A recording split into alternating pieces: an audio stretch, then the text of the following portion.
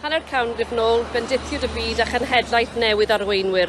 Roedden nhw'n gwrthwynebu gwahaniaeth a chasineb, yn arweinwyr dewr ac egwyddorol, ac yn bobl oedd eisiau adeiladu pontydd mwyn creu heddwch ymhlith pobl a chymunedau oedd yn elynion pennaf.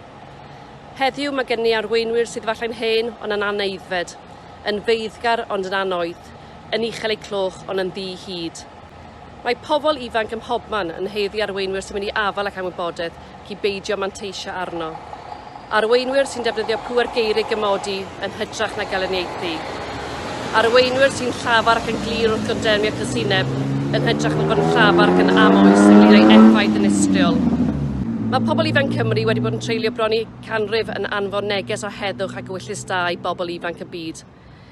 Mae'n teyrgarwch i'n gwlad, ond hefyd i ddynoliaeth a daioni. Mae angen hynny ar y byd heddiw yn fwy nag erioed. Mae pobl ifanc ym mhobman yn heiddi arweinwyr sy'n arddel hyn nid ei sarhau.